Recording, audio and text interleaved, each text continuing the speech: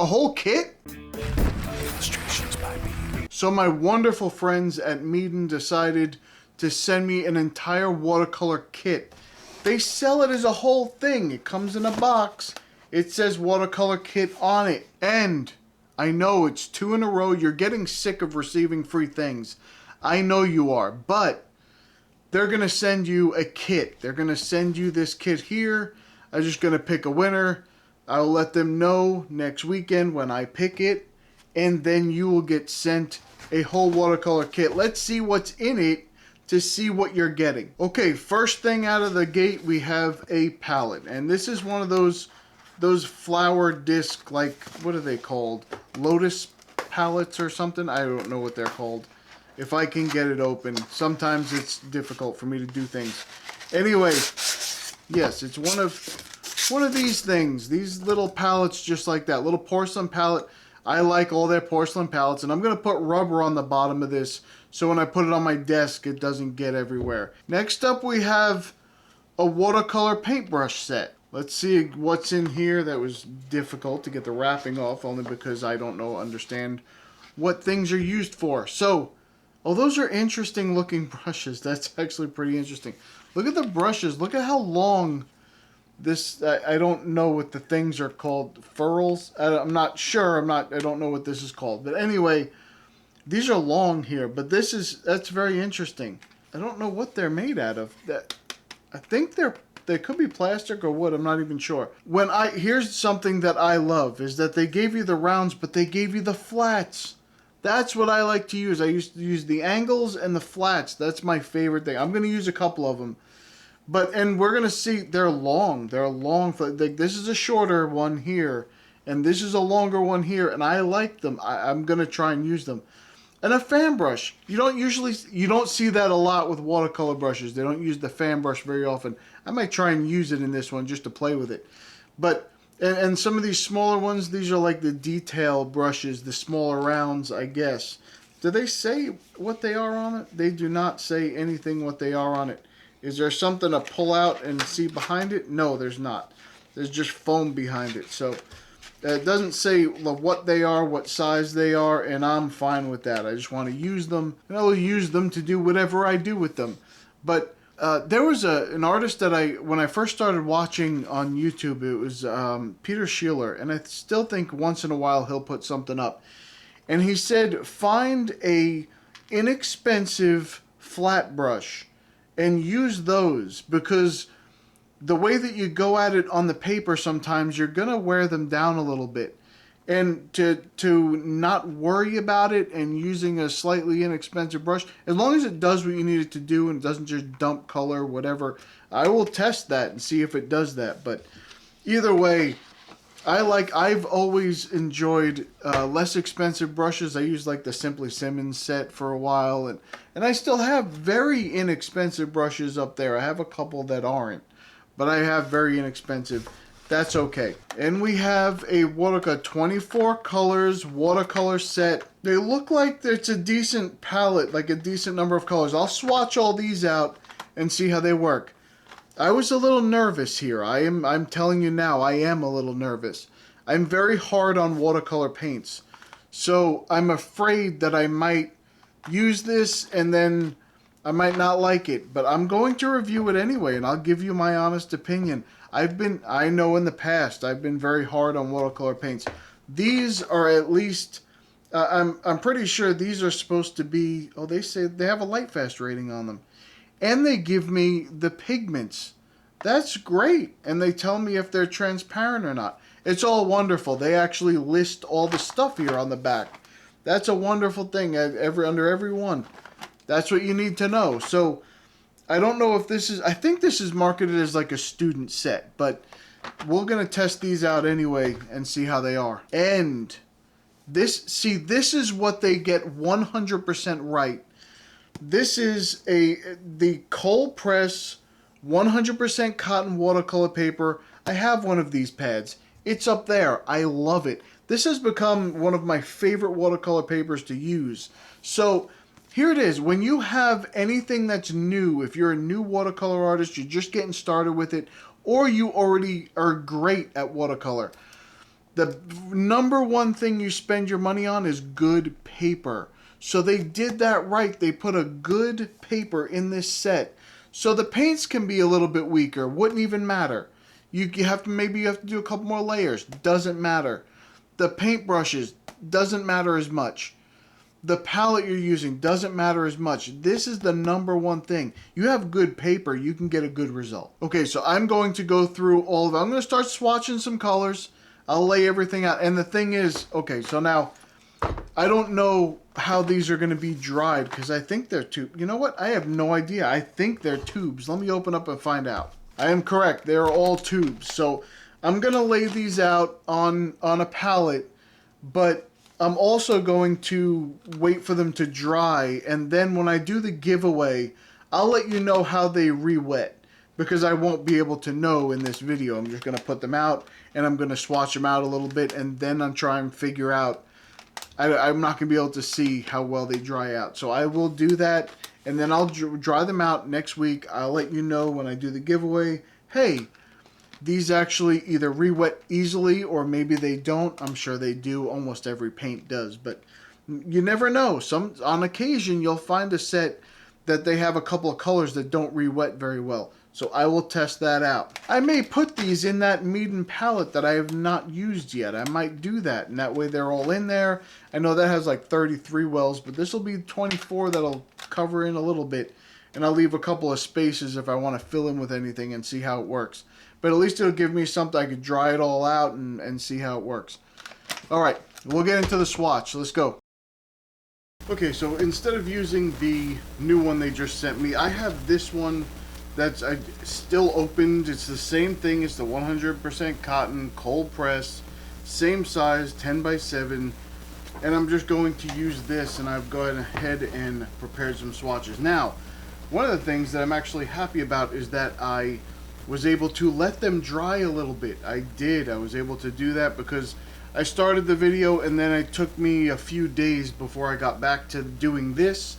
So it's dried in the pan a little bit, just a little bit, not a whole lot. It's not fully dried where I would take it somewhere, or tip it upside down or something. But it's fairly dry. Let me show you here. It's fairly dry. You can see it a little wrinkly and stuff. I could touch it and it doesn't come off on my hands at all. But I'm sure a very, very little bit of water will reactivate that. And I didn't really put as much as I could of everything in there. So I just put a little bit. They're 12 milliliter tubes, which is pretty good. Let me show you how much paint actually was left in there. So just for example, oh, you know what? I should use a color you can see on your screen so I can point to it. Okay, so let's say this color here. This is the burnt sienna, which I can tap on. It's not wet anymore. I can tap. It's a little soft, mushy, but it's not. The top is cured. And there's this much left of the tube. So I squeezed out from here to here, and that's it. And now I have a bunch still left in here. 12 milliliter tubes. Very generous for a kit that has everything in it. Especially, you know, a full tube is usually like 15 milliliters. So to say you have 12 milliliters in a set of 24 plus all this other stuff for the cost, that's really good. Now the other thing is, I will test the brushes separately. I will do that in this video, but I want to just get this stuff down pretty quick, so I am going to use a water brush. I know it's not everybody's favorite, but that's what I'm going to use just to put the color on the page. It'll work fine, just don't worry about it. You have any idea how much rinsing I would have to do this with a regular brush? I'd have to have like 10 water pots everywhere to go through all the colors. Okay, so as usual, I will be going through and trying to figure out. I'll go through the whole, all the pigments, and I will also go through, I'll put the pigment database down below in the reference, so if you ever want to go there, it's a great thing. It's free. It's a great reference for all of your pigments. You can see what they are, what they're commonly used for, if they're normally light fast, and what kind of medium oils, acrylics, or watercolor. It's a great resource, so that'll be down there. So these light fastness will be either a 3 or a 2. Is there a 2 in here? I think there was a 2 somewhere in here. I'm not seeing it. Oh, there it is, the vermilion. That's a 2, and the orange yellow, that's a 2. Okay, so they're either 3 or 2. 3 is the best light fastness, and then 2 would be the next lowest, and then 1 would be if it wasn't light fast at all. I guess the 2 is kind of light fast, but not for the max. So usually when you have the most stars, you're looking at something that's like 100 years or something like that in museum conditions. Nobody has a museum in their house, but that's what they're talking about. And then they go to the 2, and the 2 is like 25 to 50 years or something like that. And then the 1 would be like within 5-10 years maybe. So, and that's just a rough idea. I don't have the information in front of me exactly of how they classify their 1, 2, or 3, but that's generally how it is for 1, 2, or 3. So we're gonna take that generalization. We're gonna just live with it. Okay. I just want you to know every single one of these except for 1 is right, which is the ultramarine. Every one of them is like semi-transparent or opaque. So for those of you who like fully transparent paint, this may not be for you. You're gonna have to figure that out. But I don't mind.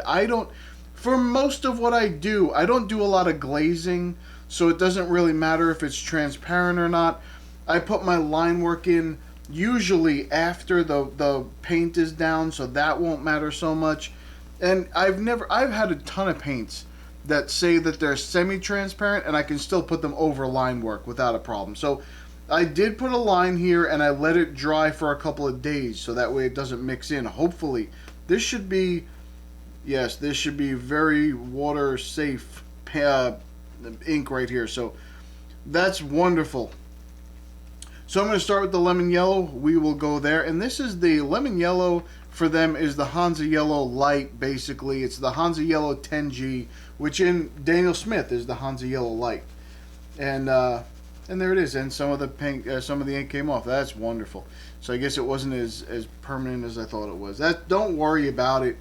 It's fine. It's actually it's what I would expect for a lemon yellow. And that's actually 100% of what I would expect for that. So it spread a little bit in there. It spread through the water a little bit. That's wonderful as well. I like that. You know that anytime you see me swatch out colors, you know that I like that spread. So, okay, now we're going to go to the pale yellow. And I would call this like almost like a medium, not a deep, like a medium yellow. And I like that color. I think a medium yellow is a nice color. I like the gamboge better usually, but the medium yellow, oh, look at that. I just ruined that entirely. All right, hold on. Let me clean that up, and then we'll start that over. Oh, there you go. Okay, we'll put down some water here, and I'll put some paint in and see if it spreads. And it doesn't move that much. It did not move that much at all. It is a little difficult because I am squishing the paint on there because it's not fully dry. So that's just how it is. I might just go next to it and then put, because this, you can see it got a little dirty in here, and I don't really like that. I don't want to do that to the paint. So let me just do another little bit here so you can see how bright that actually is. It did. So I'll just have to do 3 spots then. That's fine. I don't mind doing that. And then we'll go to this pale yellow here, and that's the pale yellow there. Now, the pale yellow, a PY1, I'm not very familiar with a PY1. It looks like, let's see, that's just standard Hansa yellow. So, well, it hasn't, see, I guess the opacity is matching what it's telling me on the sheet. And it's a very, oh, that's not good at all. It says it's very poor for light fastness for some things. Let's see. Okay, so it's saying that you should possibly avoid that pigment because it's not very stable. Now, they give it a light fast of 3. I have no reason to doubt them, but I would maybe check into that and test it a little before you use that in a piece that you want to sell or put up on a wall. That's all. And a lot of companies use that. Winsor Newton uses that for a spectrum yellow, or you may see that for an azo yellow orange. Sometimes Winsor Newton uses that color, that particular pigment. So, or a London yellow, what they call a London yellow. So it could be right in there. It just depends. You just have to test it out. That's all. Always test it out. That's what I'm saying. Okay, now the gamboge here. Again, semi-opaque, although, I mean, I'm not really seeing it sit on top very much here, so, you know, you got to pick what you're going to call that. So, I'm going to do first a little swatch here. And the one thing that I like about a good gamboge is that it looks very dark orange and then gets a little lighter with that yellow. And that does sit on top a little bit. So I see it. It probably, when it dries, it'll look a little different. And it'll probably look a little bit better where it's not sitting on top as much. That's usually what happens as the paint dries. It looks a little bit better. But I was curious about this one because that's one of my favorite colors is gamboge. I love that color. So, and it didn't move a whole lot, but it moved a little bit. And I think that's basically going to be what all of these do. Just move a little bit. They spread a little bit more as they go. This one I ran into it, so it didn't. Of course, it's going to be like that. Don't worry about that. The yellow ochre, let's move on to... Well, first let me say this. So this is the same PY1, and then it goes to the PO13, which is a benzidine orange. Now, when I look at this, it does say that it's good light fastness in mass tone, but it's poor in tints. So you might want to, again... This is how I'm looking at this set. This is for someone, as long as the paints act properly on the paper, which they seem to do, and if you use good quality paper, your battle is like 3/4 of the way fought. That's just how it is. I can use a crappy little water brush and still be able to paint with it. And the paints themselves are decent if they act decent on the page. And so far, these are acting wonderfully on the page. I have no problem with how they're acting. But you may want to leave these two sketchbook sets. This may be a set of paints that you leave in your sketchbook. And that's fine too. There's nothing wrong with that. They're not telling me. It doesn't say on here, these are the most professional paints. All they say is that they have high extensibility. I'm not sure what that means. Bright colors, which they are. Very bright, very pigmented for what's in here. Versatility is they're very versatile. They're watercolor paints. They're versatile. And then non-toxic. So that's all wonderful too. So they're using a lot of non-toxics. If that's your thing, you may want to look here too. But it may be something you want to keep in your sketchbook going forward. That would be my guess. If the colors are not, normal colors that you'd use. And that's but they're the colors I would expect to see. All of these colors are coming out exactly how I would expect them to be. There's no surprises here at all. And that's good. That's what I want to see. As long as the colors look and you can see. So it says it's opaque. That's very opaque. And yellow ochres tend to be opaque. That's just what they tend to be. It's very similar to a Mars yellow, the Mars yellow that I use. But I can get a little bit more transparency with that color in particular. It doesn't matter. It's okay. It's going to work just fine. We'll put this dot here, and it doesn't move very much, and that's fine too. They will all move a little bit, I think, but I have no idea. I'm not them. And that's a very common color for either a Mars yellow or a yellow ochre. Like I said, the PY42 is a yellow iron oxide. They say it's a 3 light fastness. I've always seen it as a 3 light fastness. It's always very good light fastness on this color, which some companies struggle with earth tones for the light fastness or whatever. This is absolutely fine. This is exactly what I would expect from this color. Okay, so this is the orange yellow from the other. It's mixed into this one here, the gamboge.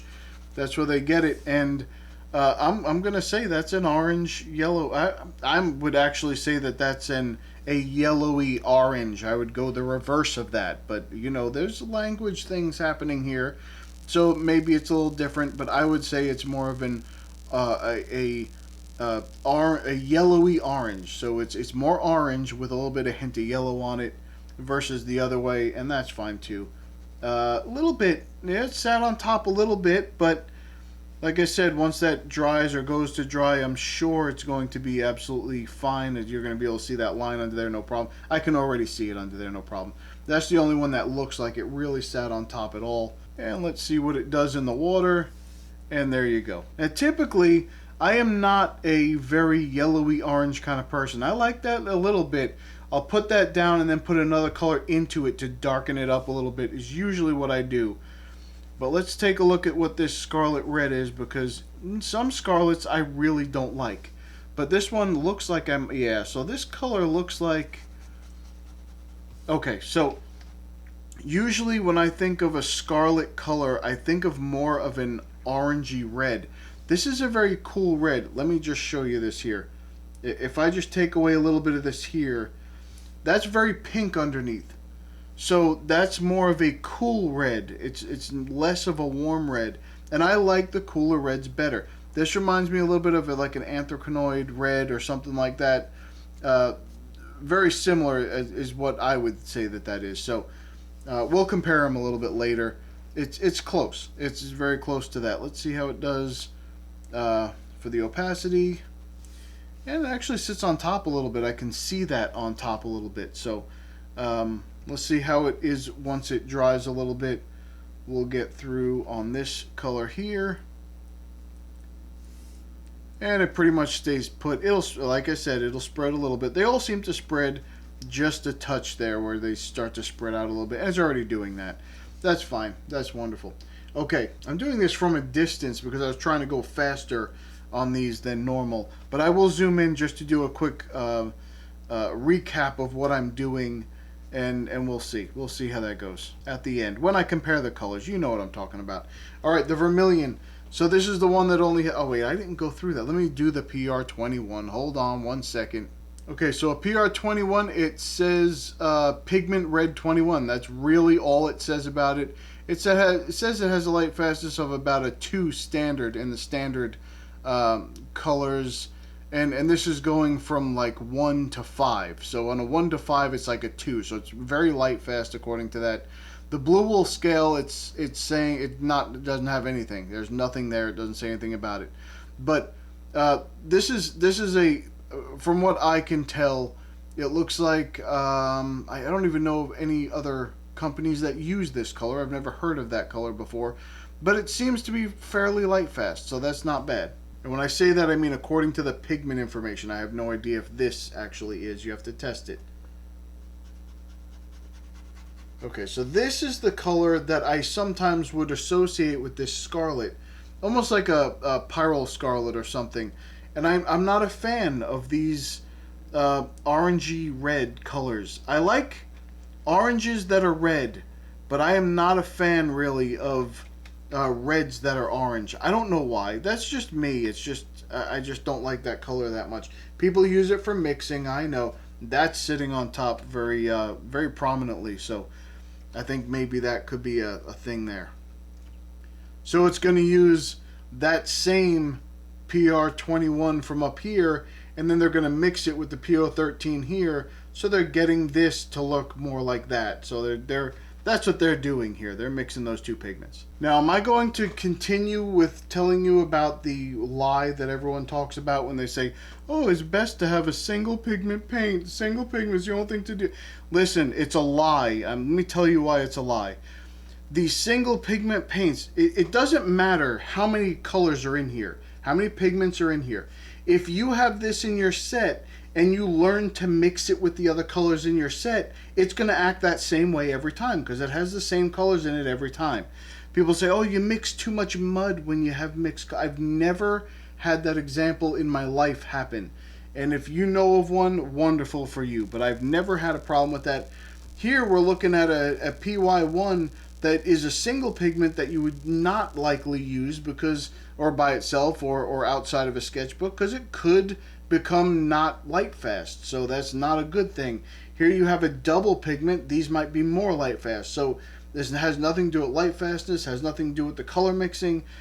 I don't understand. The same people that tell you to only use a single pigment will tell you you only need 3 colors. You mix all your other colors. Well, then that's mixing pigments, you dumb donkey. Listen, you do what you want. You don't let anyone put artificial rules on you when it comes to art. You do whatever you want. If you like that color, I don't care if there's 10 pigments in there. You use that color if that's what you want to use. I'm stepping off of the soapbox here for a second because I think this is an absolutely beautiful color. This is a crimson red, and I always love crimson colors. And this is actually different than I thought it was going to be. It's a little bit. It's definitely a cool blue, but it's it was just different from the way it looked on the pan, not different from what I would expect a crimson to be. But the crimson itself is a like an alizarin crimson. It's a very cool red, and that's what this is. As a matter of fact, I'm going to take away a little bit over here again so you can see that pink undertone there. That's a very cool red, and I would say that that's a wonderful red. Almost, I know it's not, but almost looks like a quinacridone red from Daniel Smith. It's very, very similar, maybe a little bit more on the red side on the light side, because that gets very pink in the light side, but and it's a little bit more. But anyway, close. We'll compare it. We'll look at it here in a second. All right, let's see how it holds up over the. It says it's opaque.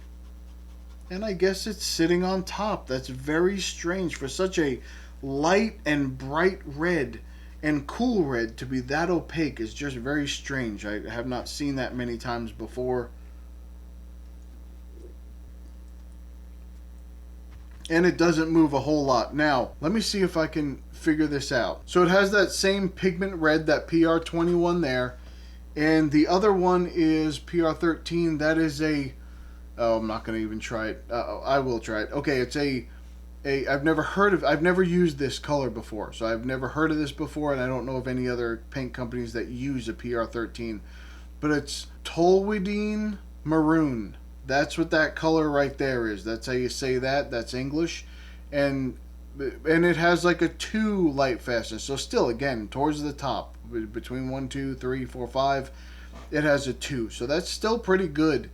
But I've just never heard it called. I've never seen that anywhere. I've never seen anyone use that color or that color for that matter. So they're using, and the reason why is because a lot of these companies, they don't have access to the massive pigment pools of color of some of the larger companies. They're a smaller company or just getting going. Same thing with the Paul Rubens. It was the same story. They use pigments that are accessible to them, that they can get their hands on. So that means they have to be like an overly abundant pigment so they can get them at a decent price, put them into their paint. That they're trying to do the best they can for you, and I have to applaud them. This is a great color. And so these are 2 pigments you never see anywhere, but they seem light fast according to the pigment information that I'm looking up. And that's great. I think they're beautiful. It's a beautiful color. Alright, we're going to move on to the rose here, which is a PV19. Yay, that's a normal one. We all know PV19. It's everywhere. It's just all over the place. You always know when you have a PV19 there. But I've never seen a PV19 that was semi-opaque. I don't think I have. And it does cover that line a little bit. I've never seen that before. I don't think I've ever seen a quinacridone color that was like that, but it's okay. It's how it is. I just that's a rare find for me. I don't think I've ever seen that before. And of course, that is the quinacridone violet, and you can see that it's the quinacridone violet right there. It's a very purpley red. That's the quinacridone violet. It's a very pretty color. A lot of people like this. It's used sometimes in alizarin crimson, like the light fast alizarin crimsons will have something like this, and they get that little bit of pink undertone from it. And now that this is dry, you see it's a lot less pink. This actually, I'm just jumping back here for a second. This became a little bit more warm. That's more what a scarlet I would think of. It's not as cool anymore. It dried to the warmer side. That is very warm. That's almost just an orange now, which is not as bad as what I thought it was going to be. So I'd probably use that one a little bit more. This one is more like the anthracanoid red now, because it has that, now that it's drying, it has that slight pinkish undertone, but mostly just red. So we're going to go through them. That looks different. So the PV19 here, maybe that'll change a little. Maybe that quinacridone violet will shift a little bit more. So there is some heavy shift on some of these. Not all of them. I think these up here pretty much stayed the same up until that orange yellow, and now the reds are starting to shift a little bit. Okay, here's everybody's favorite purple, the PV23. That's the dioxazine violet. Everybody loves it. It gets very dark, very deep, and it's a very pretty light color too. Let me see if we go over this here. And it's, yeah, partially opaque. I get it. They all are. They're pretty much right on with a lot of these and how they look. But you can see some of them. You can see that the light part of the line is still coming through just fine. It's just that this one was more opaque, just like they said. The rest of them, it sits on top a little bit, but not terrible.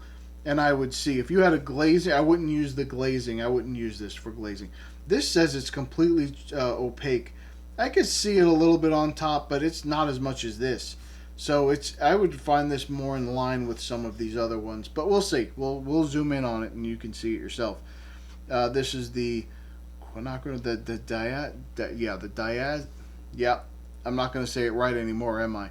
Dioxazine violet, and everybody loves this color. It's a nice color to have. You can mix it. You can tune it a little bit more red, a little bit more blue.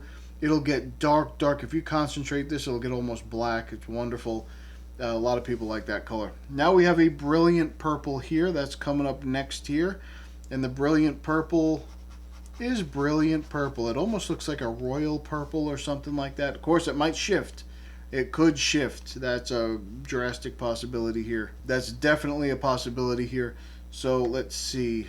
Put it over here. It says that it's fully opaque. I don't know about that. It could be. It could be, but I'm not 100% sure about that. Now it does have the white in it, so it's the dioxazine violet with white. And although it's my favorite kind of white, it's a titanium white, it's in there, so I guess it makes it a little bit more opaque. I don't see it that bad here. I think that one was worse than this one, but it doesn't matter. They call it opaque. Again, 3-star, it's not bad. The dioxazine violet and the titanium white are both very light fast, so that's wonderful. All right, let's see what here, if it spreads at all. And it'll spread a little bit. Wonderful. Okay, we have some ultramarine blue here. It says it's the only transparent one in the entire set. Let's see if that's true. This is not my favorite color, you know that, but it's not as bad as another color we're going to get to here in a little while. Yeah, it's an ultramarine blue. It's the PB29. It is the ultramarine pigment. Wonderful. It's a common pigment. It's cheap and easy to get, so everybody can use the right one. And it's supposed to be 100% transparent, and I think it is. I don't think that covered the line at all. Did not sit on top of that ink at all there. So let's go here and see if it moves at all. And it doesn't. Now, they did not tell me at all about staining. I don't have any of the staining information, and I don't have any of the granulating information. But if you know your paints, you know anything about ultramarine blue, it's supposed to granulate a little bit. So I can see it start to granulate right down here, and there's enough water down there that it's granulating. We'll get down here when I zoom in, and you can be able to see it. Everything is going to be fine. Don't tell me I was supposed to dump 3 gallons of water on that, and I shouldn't use a water brush and all this other stuff. You let me do what I want to do, and just you keep your rules. If you only want to use a regular brush on paint to get your granulation, then that's what you do.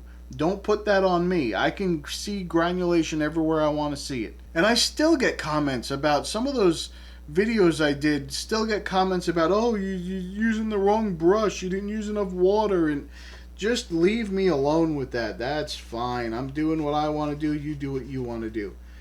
Now, the one thing that I really like about this is that it's using this Prussian blue here. It's using it's not the regular Prussian blue that everybody normally sees, but it's using the phthalo blue with the dioxazine purple. So it's getting just a darker, deeper blue than you would see normally with a regular PB15. And that's something that's very different, is you don't see there's no regular PB15 in this set. There's no phthalo blue. You have a Prussian blue, which uses the dioxazine purple, and then over here you have again, it's phthalo blue, but you add white to it to get cerulean. So there's no standard phthalo blue in this set, which is strange. I've never seen sets don't really use that. Usually you always have a phthalo blue somewhere, whether it's a red shade, a blue shade, it doesn't matter. There's always in there somewhere. And it says that it's opaque.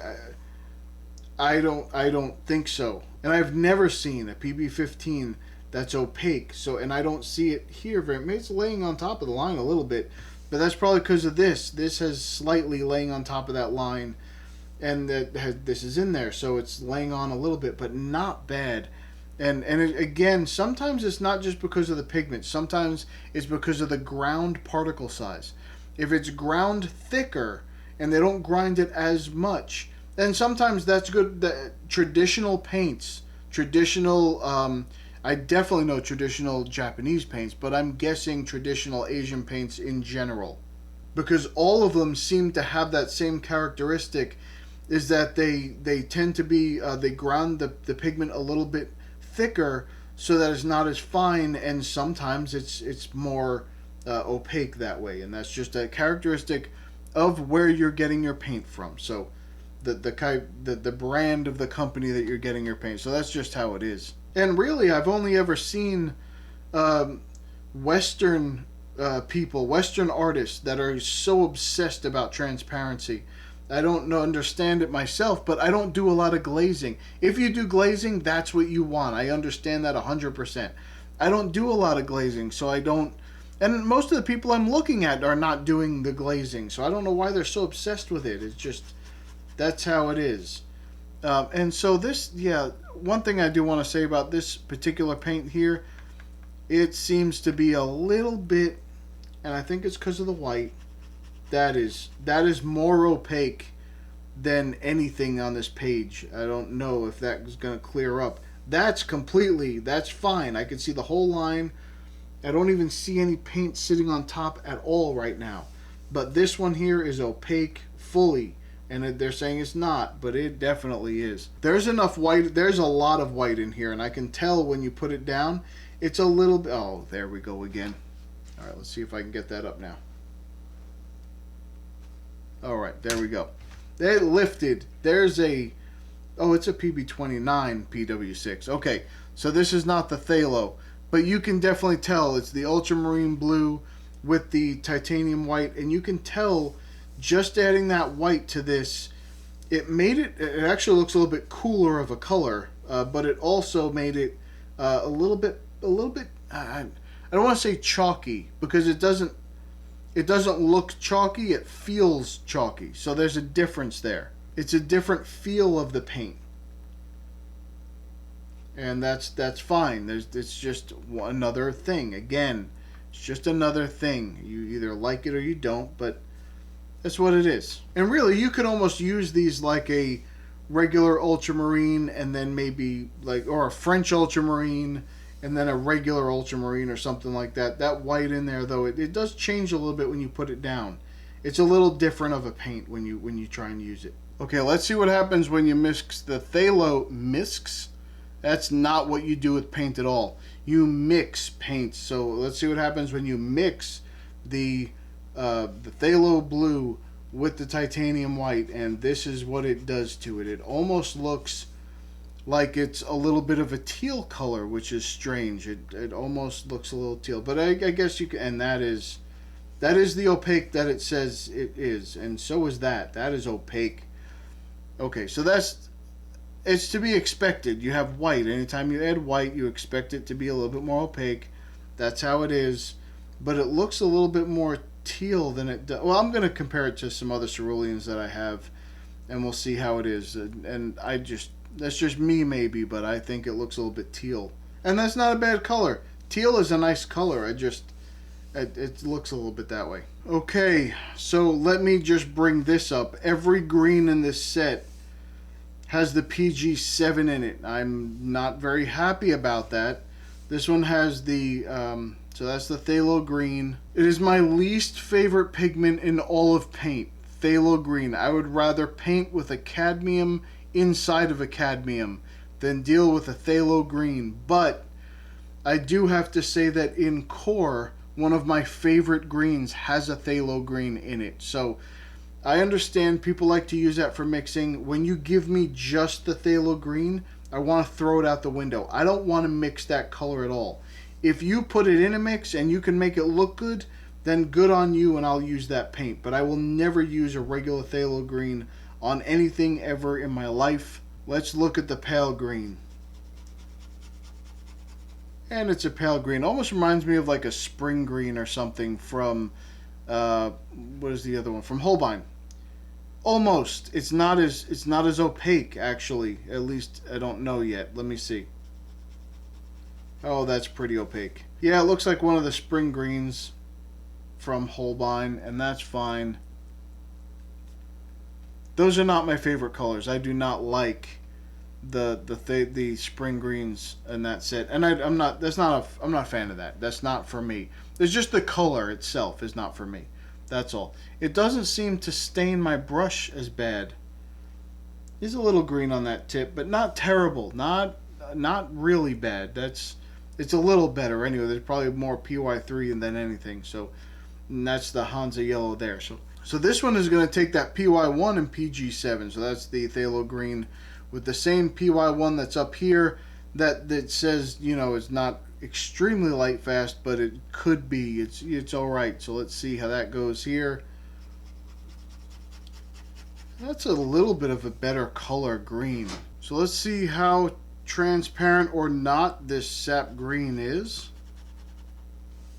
I could see it laying on top a little bit there. And let's see. This is definitely more of a color that I would use. Definitely more than this color. It's decent. It's a little different than maybe a sap green that I'm used to, but it definitely is in the realm of a sap green, and I would definitely be able to use it. I have no problem with this color whatsoever. I think it's a nice color. And I can see on the tip of this brush, you can't see it, but it's starting to a little bit get that greenish tip on there. It's okay. I'm not panicking yet. I'll panic here in a little while. You'll see how green that gets. Alright, here's a deep green. Let's see what that looks like. And that's very interesting. I want to see how that looks when it dries. I think that's what I need to see on that one. And it's a little bit, it sits on top a little bit. Not too bad. Not as bad as the sap green. That sat on top a little bit more. Not terrible, but a little bit. And this time you're mixing the phthalo green with the phthalo blue. So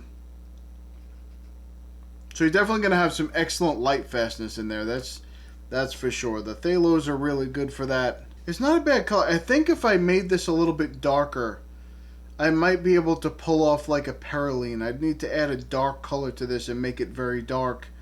And maybe make it look a little bit like a peregrine. It doesn't right now, it doesn't, but it could maybe sometimes. Alright, here we go. This is the worst color in existence that they ever used for paint. And it's phthalo. Yeah, that's the phthalo green that I absolutely cannot stand. I don't even understand. This is usually very transparent, but that's a little, sits on top a little bit. Oh boy, this is not good. I can't even get the color out of my brush. You can tell now. I don't know if you can see it, but I can see it. The whole tip is bright green. It's terrible. And I don't mean that it's actually a bad color. Look, it's a beautiful emerald color. I can agree to that with everyone else. But what I'm saying is it's never a color that I would ever use anywhere. It stains everything. And I don't feel, I know you can get it off the palette and all those other things, the magic eraser, the toothpaste, and all the other stuff people say. That's fine. But I don't want to have to scrub my tray every time I use that color. I can't stand it. I use up a whole piece of paper just trying to rinse it out of my brush. And if I had a water brush here, I mean a regular brush here, I would not put this in it. This would. Do you know what it would do to this brush? See how that has a little bit of blue at the top? The whole thing would be solid green and you'd never get that out. And they want to make it up to me now, so they're going to go ahead and give me one of my favorite paint colors that I've ever used in any kind of paint. PR101. It's one of my favorite pigments in any paint set all the time. That didn't come off very strong here. I don't know if that's a, let me see if I can get a little bit better here on this thing here. No, that's about where it's going to sit. So a very light shade here. It sits on top okay. I don't think it covers, it's not like it covers it like that. They say it's fully opaque, but it doesn't cover it like that. I don't know, not even like this one. Well, this is fully opaque. Yeah, it doesn't, either one of these, shouldn't be in that same category, I don't think. That one definitely didn't cover all the way like that. I don't know why they have that like that. I'm not sure. But the synthetic iron oxide red, one of my favorite. You use this all over the place in all different types of paint, all different colors, any kind of Indian reds or something like that along those lines. This is the color you're looking at. This is a very yellow version of it. So, I mean, it's fine. There's nothing wrong with it. I like the color. And it usually does granulate pretty well, pretty heavily, as a matter of fact. So, that didn't even... Did I even get paint on there? I don't think I did. That didn't move at all. Okay, that's fine. But that is, again, one of my favorite color. PR101 is just one of my favorite pigments to use in any paint set. Okay, the raw umber here, again, same thing. They're saying it's very opaque. It's a little opaque here. I can see that sitting on top a little bit. But this here, it's saying that it's also highly opaque. And yeah, it's kind of, I mean, a raw umber is a raw umber. Pretty close to it, I would say, from a normal raw umber that you would find in any set. It has that little bit of a weird greenish tinge to it. I don't know if it's very opaque or not. We'll see as that dries. But it's using that iron oxide hydroxide brown. We saw that. I think it was in the Paul Rubens they used that. And some of the like I said, some of the smaller companies use that PBR6 in there because it's just it's an easy pigment for them to get a hold of. There's nothing wrong with it. It has excellent light fastness. It's a wonderful color. And then you mix it with my favorite black, that Mars Black. I absolutely love the Mars Black. But so you're getting decent colors there. So it's definitely normal pigments that are used in some companies, and they're light fast and they're wonderful. Now we're going to get into the burnt umber, and the burnt umber is more my speed usually. I like it better than raw umber. It's a little bit more brown, natural brown, and I like that a lot. It also is very granulating, and it's a nice color. I really enjoy that color. Just more my speed. And if I want to make something darker, you know what? I don't like how green that looks. It's just my own personal preference. I'm not a huge fan. Even a sepia looks a little bit better than that for me, anyway. It's just not my color. There's nothing wrong with it, just not my thing. So the PBR6, you have the same PBR6 over here, and then you add the yellow ochre here. So the standard yellow ochre, and it just makes it a little bit lighter. Some companies actually just treat the PBR6 or PBR7 or whatever they're using, and they just burn it, and that's why it's called burnt umber. And it gets a little bit lighter when they burn it. It's how they treat it. I'm not sure what's happening here. That could be the case here. Definitely, they're not mixing this color with yellow ochre to get that. So it must be some kind of burning that they do here to get that color. And that's wonderful. That's a standard procedure. And it's coming off just fine. Okay, and here we have my favorite black pigment, the Mars Black. I absolutely love it. It gets very, very dark. And just depending on which type you get, it's usually more of a neutral to cooler black. So when you, let me just make a little bit of a mark here. And it looks a little bit more, so this one looks more neutral than brown or blue. So it's a more neutral color, but absolutely like it. One of my favorite blacks that there is. It's a pure, look how thick and pure black that is. So that's wonderful. And definitely sits right on top of there. You can't see that line anymore at all. Very light fast and just a pleasure to use. So let's see here. See if it spreads a little bit. And maybe a little bit. Maybe. Okay, I'm going to attempt to use this titanium white and cover this. Let's see how much of a how opaque it actually is, but that's not bad. That is not bad at all. It'll dry a little bit lighter. Titanium white always dries lighter when you put it down over something, but that is not bad for a first coat. We'll see how that dries. If it dries a little bit better. And one other thing I'm going to do is do a slight mix here. So I dropped it. Okay, I'm going to do just a slight mix. See, I didn't put the rubber on here yet, and it's just chinging and changing all over my desk. It actually, this palette has these rough things on the bottom. So if you have like a little silicone pad to put it on, it's almost like right on the very bottoms. They didn't. It's pure porcelain. They did not treat the porcelain on the bottom, so it's open. where everything else has been glazed and then sealed. But that makes it stick a little better, so it doesn't slide everywhere, which is fine so long as that's what you're going for. Now right here I'm going to put, let me see, what color do I want to pick? Okay, so let me pick a color that I know I'm going to love. You know what, let me try the burnt umber. Let's see if the burnt umber will... And let me tell you something else. If you've ever mixed on porcelain before, you know how much of a pleasure that is. I absolutely love mixing on porcelain. It's wonderful. So I'm going to mix that. I'm going to add a little bit more water to it. And we're going to mix a little pastel color here. Get that nice and dark and okay. Now let's add a little bit of white to it and see what we get out of it. And that's exactly what I would expect. So that's how you get that kind of gouache-like paint, is you mix that titanium white into a regular color, and now you can use it like gouache. I can make that, put that on top of something, and it would work. You start to see the line come through a little bit as it dries, but that's very good coverage. Okay, so what I'm going to do here now, I'm going to take this off of here. I'm going to let, oh, you know what? I want to show you this stuff. Okay, let me compare it. Let me let some of this dry for a second. And then I'm going to zoom in here, and we're going to compare some colors. Okay, so there's a PY3 right there from Daniel Smith. You can't see that. There's a PY3 right there from Daniel Smith. Does it look similar to that yellow that's right there? It's kind of similar. I actually think the Daniel Smith gets a little bit darker, but if you look at the light spot here and the light spot here, that's pretty close. That's basically the color that you're getting there. I don't actually have another PY1, but when I look at, let me just see here, because I thought it told me. Okay, so when I look on this data sheet for this particular color here, this PY1, what it tells me to do is to take the PY1 and then substitute a PY154 for it.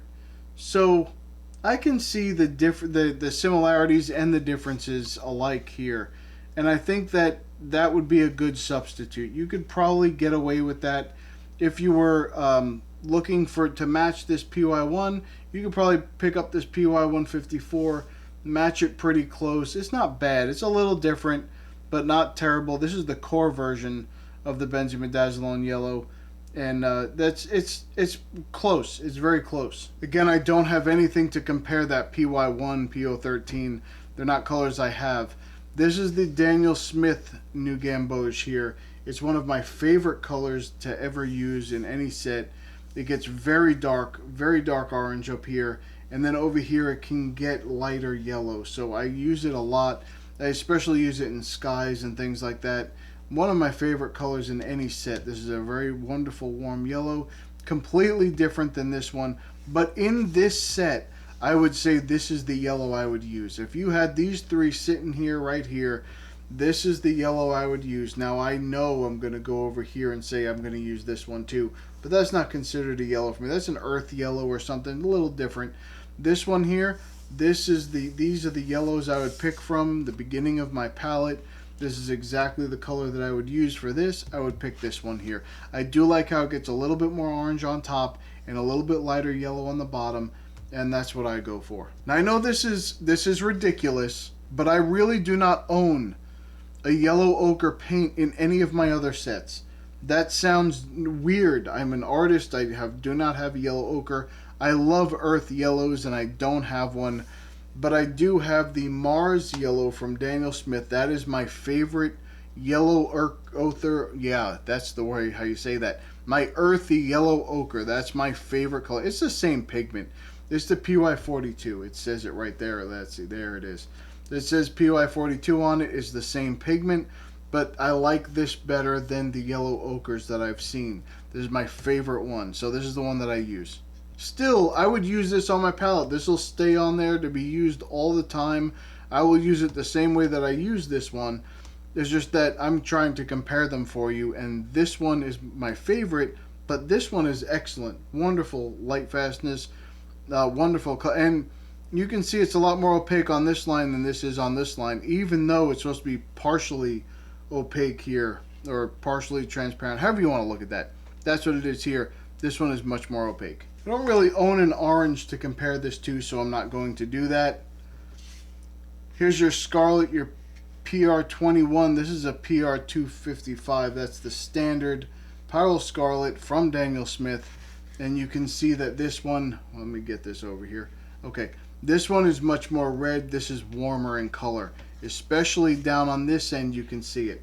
See how much warmer it is here versus here. But still warm, but not as warm, which is fine because I don't like the warmer colors here. The Pyro Scarlet is not a color I use all the time because I'm not into the warmer reds. I don't really use them. But I would use this one. If you come down here to the vermilion, that's a little bit more orange than this. So let me get this over onto the, okay. That's a little bit more orange with this. So I'd almost say that this is more like a transparent Pyro orange. And you can see the similarities. You can see the differences, but it's a little bit more in this vein. The darker orange, the red orange. But it's definitely an orange, not a red. So I like the color. I would use it a little bit. That's fine. I have no problem with that. But it's pretty close here. And I did think that it was going to be closer to this, but it turns out it isn't. This is much more orange than that is. Okay, so here's my anthraquinone red here. You can see between the crimson. Yeah, I guess up in this area maybe the same here, but down, well, maybe down here too. You see a little bit of this faded area. Could be some of this faded area here. I guess it could be. It's very similar, I guess, in some respects. So, again, a color that I love this color. So, it's definitely a color that I would use in this set. And you can see it's much more, this is much cooler than this. So, this here would be where this one fits in. And it's a nice color. I really like it. However, as far as crimsons go, this is definitely my favorite crimson. But this is still a great color. I will use it. It's just, I like the deepness that this gets here. So what I'd probably do is just mix a little something in here to make it a little darker. So you can see that this PV19 is much more purple than the regular PV19 in core, the quinacridone red. It's very different here.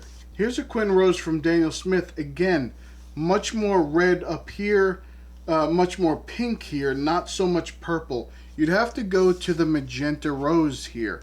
And that's where you'd get a little bit closer to this shade. Just a little bit. It's not exact, but it's a lot closer. So this is the PR122 compared to the PV19, but it's still closer in color here, I think. This is the Rosa Gallery version of this paint. I'm not going to spend a whole lot of time on this. PV23 is pretty much PV23.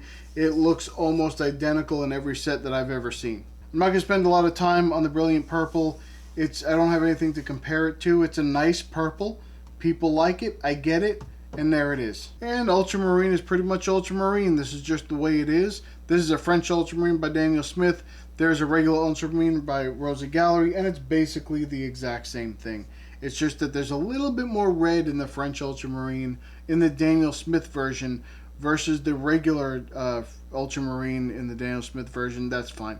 But very close. It's basically this. It's just the same pigment. I don't have anything that looks close to this Prussian blue right now, so I'm going to skip over it. It's a dark phthalo blue with a little bit of purple in it apparently to darken it up a little bit.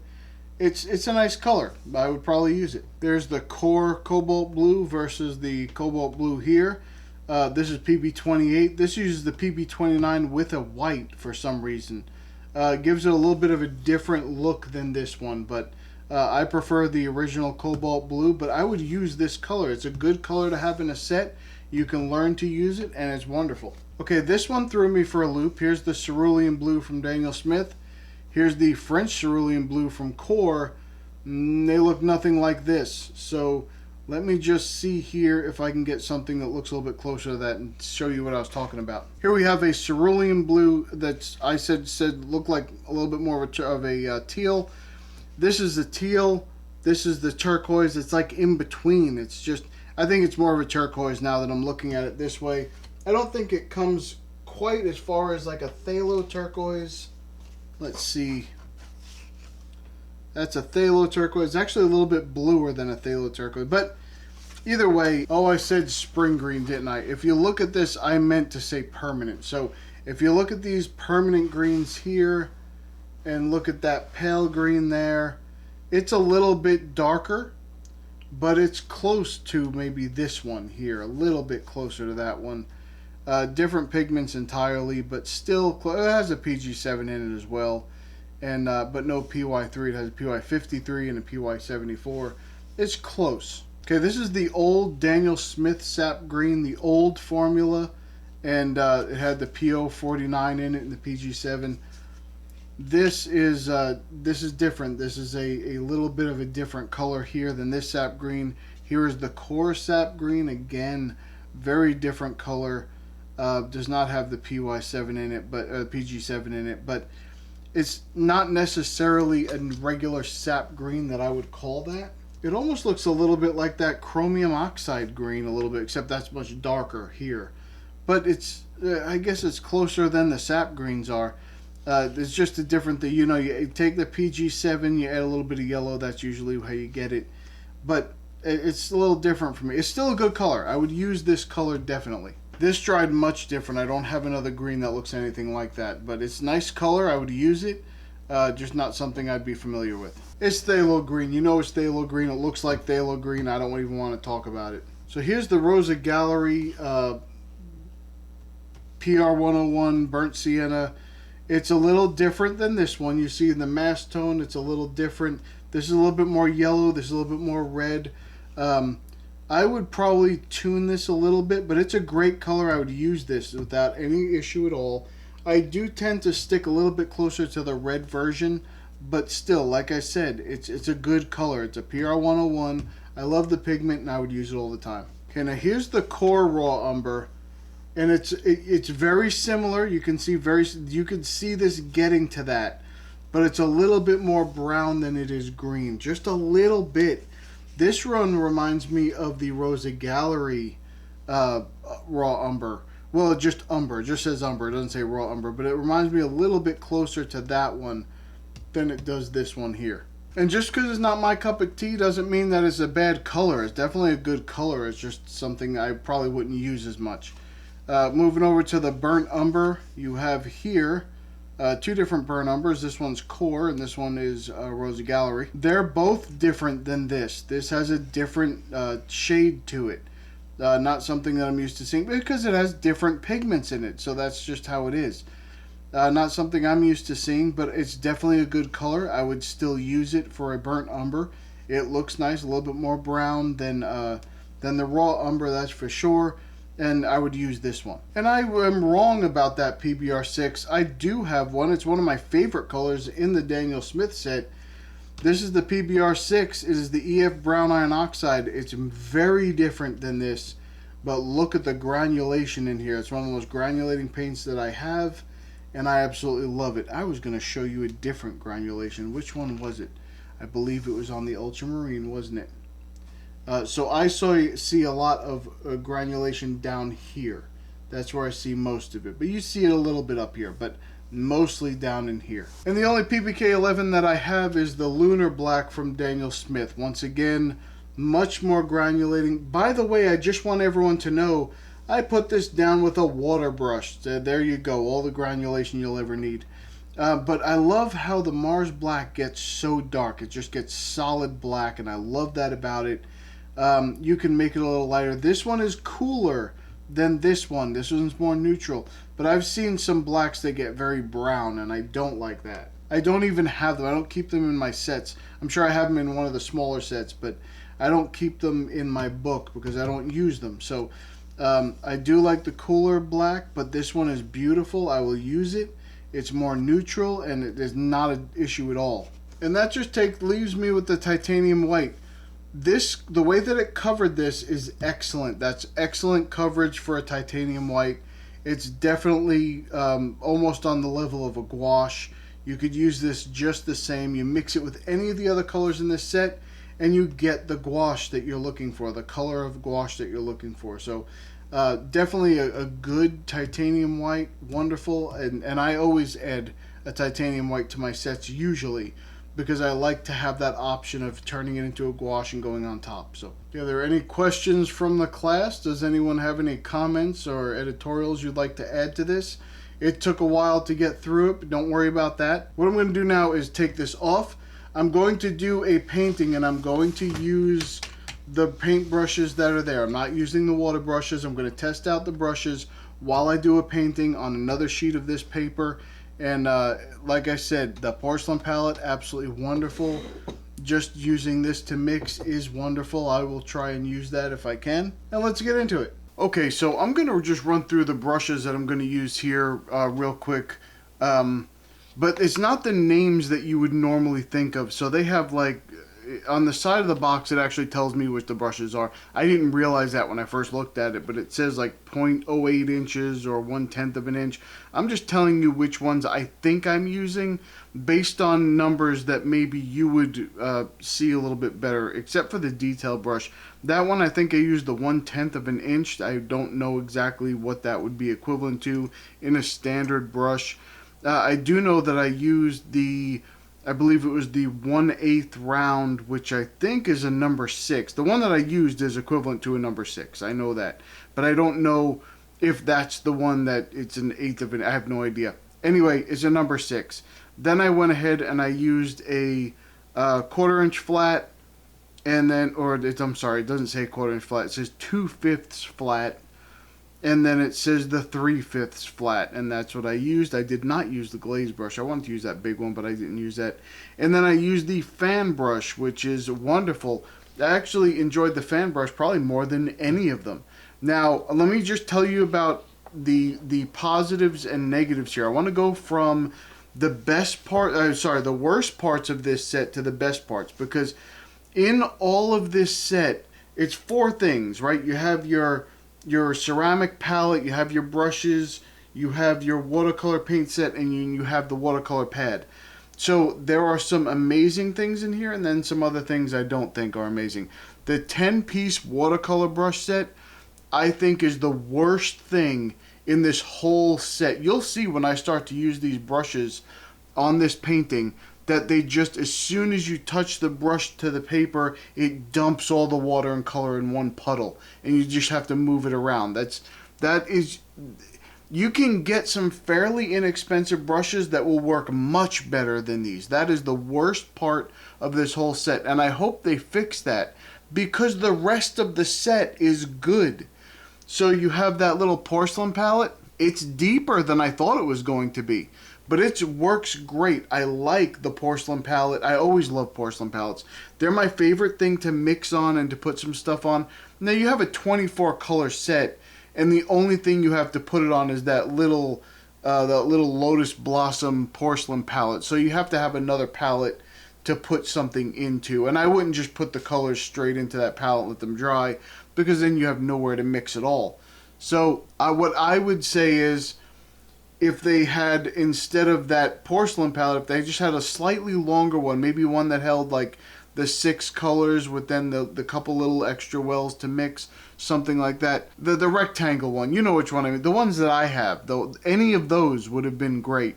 But this one is a little bit strange, but it's still a great palette. There's nothing wrong with the palette. It's a wonderful palette. I like it. So it's still a great value to be in this set. Then you have the watercolor paint themselves.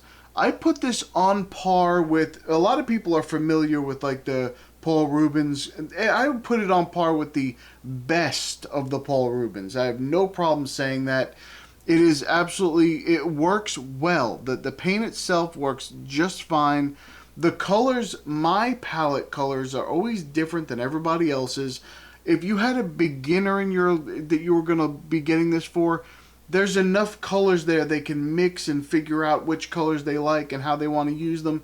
There's nothing wrong with that. It is a little bit different with some of these sets, because they're going to look at pigments maybe that they're not using once they step up to like more professional paints. But all in all, the colors are working the same way. That when I mix those colors and I put them on the page here, they mix the same way that all the other pigments do from the other sets. So don't worry about it. It's still a fine set. The watercolor paints were surprising. I thought they were going to be terrible, and they're actually good. I would use them in my sketchbook, no problem. I might not put them on something that I'm going to sell to someone unless I knew the pigments that were used were the light fast ones for sure. But all in all, those paints are great. They worked wonderfully. The best part of the entire set, this is where they got this completely right, and I said this before, the watercolor paper. This is one of my favorite watercolor papers to use. I will put this up against any other watercolor paper and say that it will perform just as good as anything else that I've ever used. And you know the big ones like the Arches and things like that. I would put this up against anything. I'm not saying it's better than Arches, but I'm not saying it's worse than Arches. It's one of the best papers that I've ever used. They have great paper, so it's wonderful. So all in all, would I get this for a beginner? Absolutely 100%.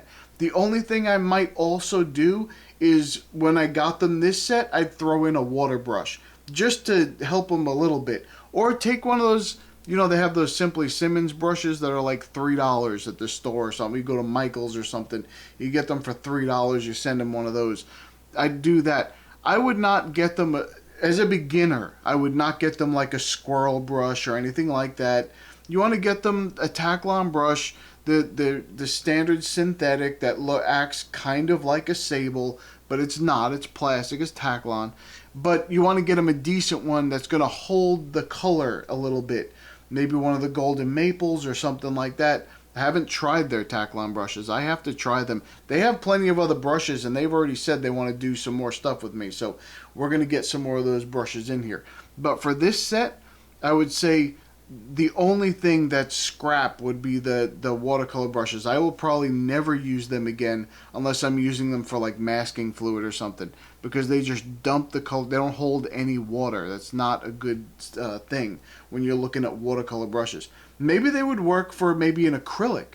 Maybe they would work for that. I have no idea, but they don't work the way I would like them to work for watercolor. So I would get this set and say any beginner would be, this is what you want to give a beginner. You want to give them the best paper to use, and the palette and is good and the paint is good, but they don't need the best of those things. They need the best paper.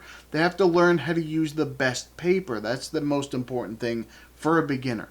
So you get them a decent brush. Just a single brush is fine, whatever. You're going to get a flat brush, a round brush.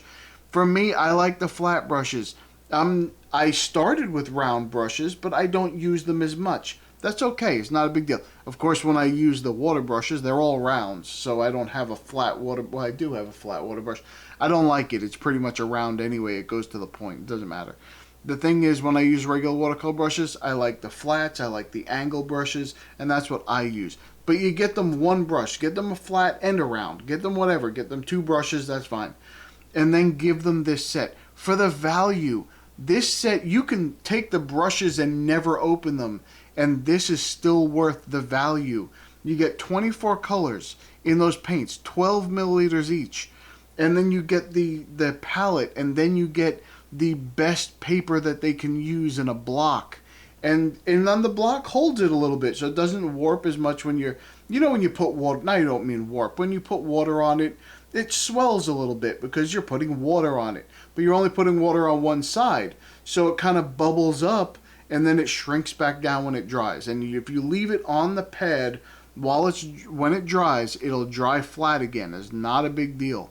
And for what, I think the set is like $30, and if you go, I don't know if it's on everything or just their their big easels, but if you go right now, I think they're doing the Black Friday sale for the end of the year. You can go there, or if they're not, you can use the Pete 10. Use my link and put Pete 10, and you get 10% off, and that's a wonderful thing too. So if there's no specials and you'd rather just get the 10% off, you can get that too.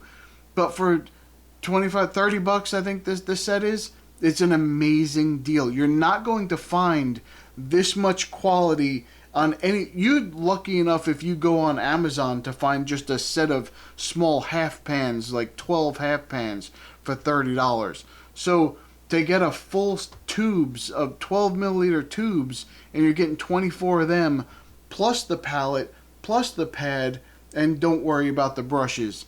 And that's fine. This is an amazing deal. I highly recommend. If I would do this, if I'm looking at someone saying, hey, what can I get to, like a good starter set, what should I get? This is what I'd get, and I'd just throw in a couple extra brushes, and I'd give it to them as a gift. That's what I'd do. Now, I did let those paints dry completely in the palette. I also used that Meeden palette, so if you wanted to give them that palette, but they don't have to do that. You can give them a plate, just a regular plate or a piece of acrylic, or even in the if you want to use that Lotus palette to put that in and not have a mix on that, have a mix on the page, they can do that too. I did some mixing on the page. You'll see the top part coming off the roof of that thing. I did that with just mixing it on the page. I didn't mix it first on the whenever and put it in. When I was doing the actual line and wash, the bottom part I mixed in the palette, but you don't have to. And that's one of the benefits of using great watercolor paper, is you can mix right on the page and not worry about it tearing up or pilling up. This paper works great. I've said it 100 times, I'll say it again. And I did just look, and they're actually, the set is like $35, but you get 10% off. It's almost $30. You'll be doing fine. Listen, I have seen people put their watercolor paints on a paper towel, or like a slightly moist paper towel, and just put a little dot on there. So you can do that too. You can put it on a plate if you want, like one of those wax plate, like a paper plate that has the wax coating on it. You can put it on there. It won't go through right away, so you can use it a little bit and mix on it a little bit. That'll work too. But all I'm saying is, it's a decent set. I would definitely use it. Now, I was way off track there. So I was going to say, I'd let those paints dry, and they re-wet just fine from the palette once they were completely dry, not even mushy anymore. And they've re-wet, and I've used them a couple times since I've done this video, and they've worked fine. Everything has worked very well. And they're decent paints. They really are. They're good to get started with. They act like normal watercolor paint, so there's nothing wrong with that. Now, I know I mentioned if you're a glazer, then I would not necessarily say, okay, well, you should be glazing with this paint, because some of it is a little bit more opaque, so semi-opaque or semi-transparent, or however you want to say that. But for most of the stuff that you're going to be doing, look at everything I was doing here. It's fine. There's nothing wrong with that, especially if you're doing line and wash stuff. If you're doing just line and wash, there's nothing wrong with using these paints. These are great for that. And maybe if you do get this set for someone, you throw in a pen, just something that will be that's not water soluble, something like an India ink pen or a permanent pigment ink pen, whatever. And just like the Copics, or you want to use the famous Pigma Micron pens. Those are one of my favorite pens. I have a bunch of those. I don't use them a lot in videos. I don't know why I don't grab for them. I think it's because some of them, the tips are a little strange. You have to hold the pen almost straight up and down on some of them. On some of the smaller ones, you can't just tilt it a little bit. So it would be right in the shot where the camera is, and you wouldn't see what I'm drawing. So I use some of the other ones. Like I use the Unipens. Those things are pretty good. And those, what are they called? The Unipin fine liners, and those are pretty good. They're very similar, and but they have so many. Stedler has them, and I use the Copic ones, and you could use whatever you want. Any fine liner will probably do, so long as it's the permanent ones, the ones that are not water soluble. They say archival ink or whatever they say on them. That's what you want to use. But I might throw one of those in, just a couple, maybe two of them, a couple little sizes for them. Let someone do some line and wash stuff. This is one of my, when I'm not doing the abstract stuff, this is what I like to do. The line and wash little landscape thing, that's my favorite thing to do if I'm not doing the abstract stuff. Even more so than doing like the animal portraits and things, which I also love to do. But it's my favorite thing to do aside when I'm not doing the abstract stuff, because it's fun. Just like these people popping up on the screen right here, they are a blast. They are very fun. We have parties and we go cow tipping together. It's all wonderful. No, don't ever do that. That's not a real thing. Don't do cow tipping. That's just, don't worry about that. So thumb up the video if you're going to maybe try and give this a try. Just take a look at it. See if it's something you might enjoy. I'm telling you, I would get rid of those brushes, but everything else in the set is wonderful, and the paper is the best I've seen, so, or at least one of the best I've seen. So I would definitely give this a try. Alright, if you would like to join our community, go to illustrationsbypete.com. You can come in, you can put your own artwork on the site and promote it. You can find some inspiration in the free reference photos. You can just use them however you want in your artwork. You do not need to credit me.